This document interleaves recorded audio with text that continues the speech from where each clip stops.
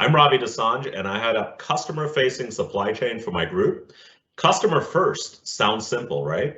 When you have a global team of 3,500 supply chain superheroes focusing on getting those 10 billion transistors we make every second to the right place at the right time, it can be a little challenging. Our ecosystem is supported by a global network of internal factories, thousands of suppliers, and over 100,000 ship-to lanes. And hey, I'm Joaquin Sufuentes.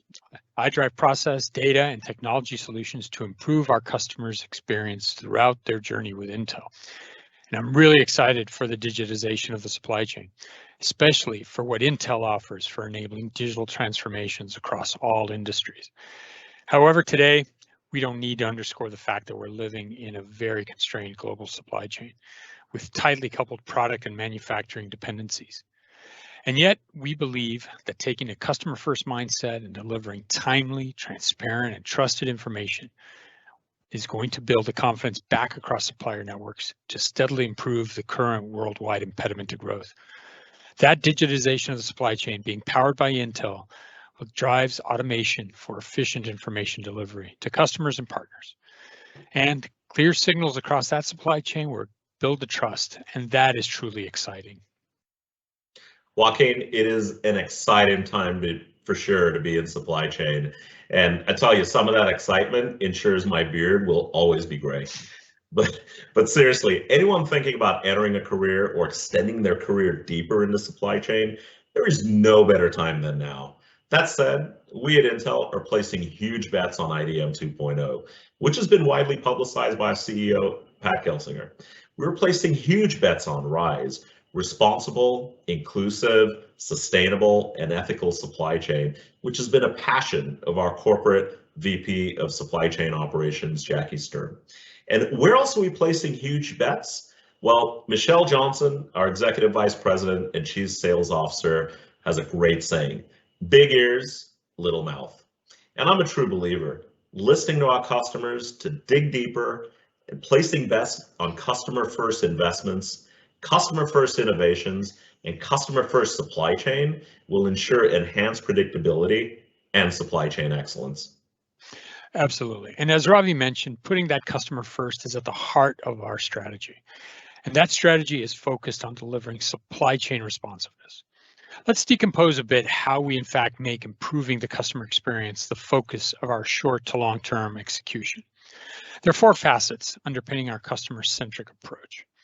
First, customer experience must be treated as a managed service with attention to consistency, reliability, and monitoring for improvements.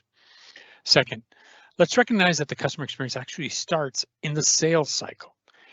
At the front end of the cycle, we provide prospective customers timely and accurate information in order to support their product decisions that they need to make. Thirdly, the customer journey is fulfilled through a predictable and transparent supply chain capability. That capability needs to be established using service management principles.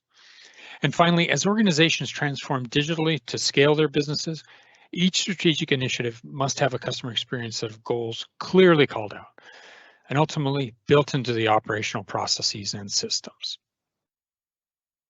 So, Joaquin, there's been a lot of attention given to supply chains, and frankly speaking, all of those supply chain superheroes are pretty popular right now. That said, to ensure resiliency, we had to ensure an all-hands-on-deck approach and extend our influence across the ecosystem, as well as activity we don't directly own, pushing for visibility at a whole new level. With all of that activity, how do we ensure that a service mindset actually supports how we deliver and improve customer experience? Ravi, you're absolutely right. Service management is a mature framework, and customer experience is a hot topic across industries today. So how does a company really assess whether they are delivering on customer experience as a managed service? First, if you will, take a look at the chevrons in the circular process image on this slide. Can you connect with them as a high-level description of what your business does? If so, great. That means your organization has a general understanding of your business functional areas. Now, can you click into any one of those areas and see a detailed set of core processes and tasks? especially those where your customer interacts with your company? If not, then you are not treating the customer experience as a repeatable service. If a process is not documented, then it is not teachable or reinforceable to every employee. Neither can be measured or monitored for operational execution. And that makes it ad hoc and not repeatable. Repeatability via the standardized processes enables the automation. And automation improves the speed and increases the transparency. But automation is not possible when every individual at a company follows a different process. Yeah, that makes a whole lot of sense, Joaquin. It's one thing to have a high level vision and strategy, but it's something else when you're able to get granular.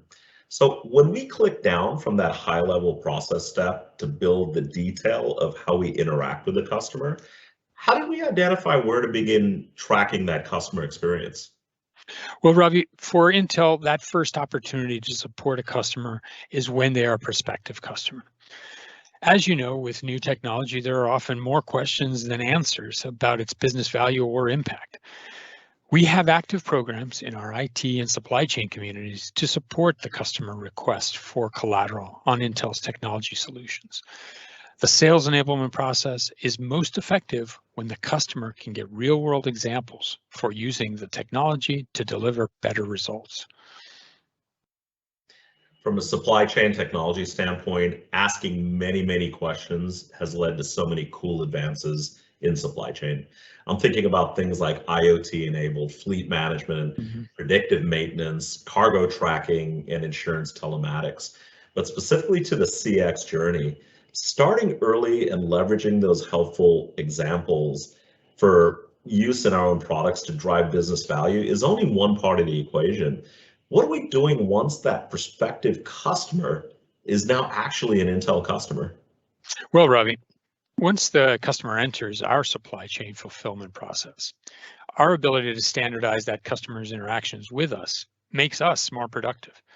It then, by repercussion, also allows the customer to enjoy a more predictable cadence for information flow from us to them, since we create service level expectations for different phases of their customer journey. From my time in IT leading transformations to service management years ago, I saw the benefits of having well-documented processes, forming the basis for a focused attention on our differentiated services, such as product development, support, sales, etc., while external providers could deliver less core services, such as perhaps IT client support, HR and benefit support, and the list grows daily. And in the supply chain, we have a similar set of challenges, such as providing a seamless stream of information to our customers, while mitigating that we use a 3PL here or a different vendor there for that part of the journey. Orchestrating standard processes across providers is key to offering a common data lens for our customers. Some key questions that reveal how customer experience centric your processes are include: do you document the steps or tasks where a customer interacts with a person or a system in your organization?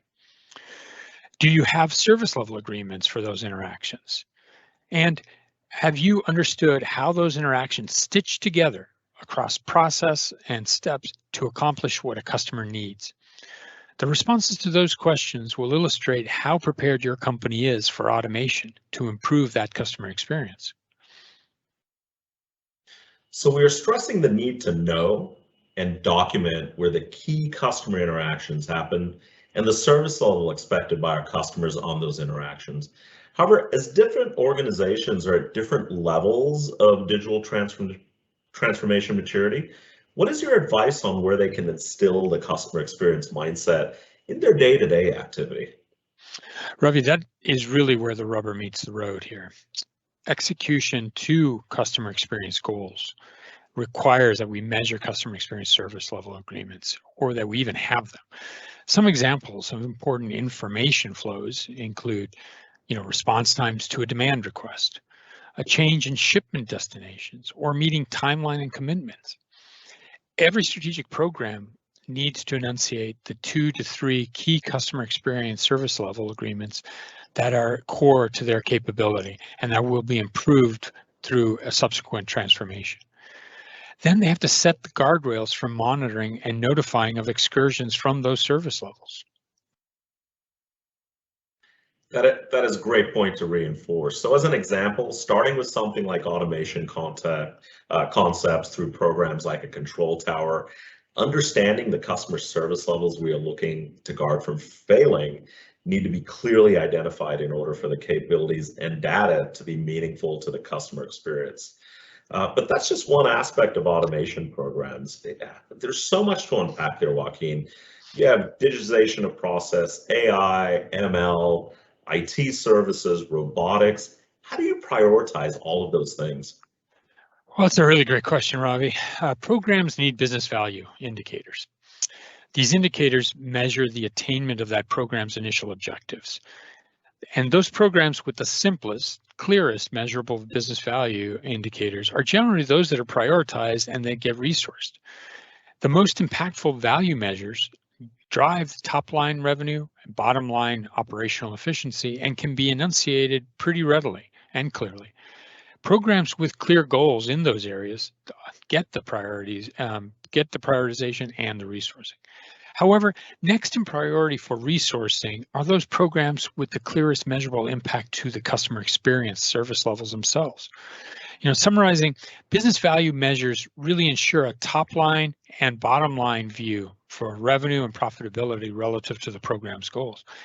But there are also customer experience indicators, which offer another key measure for business retention and future growth. And those need to be taken into account as well for the prioritization of programs.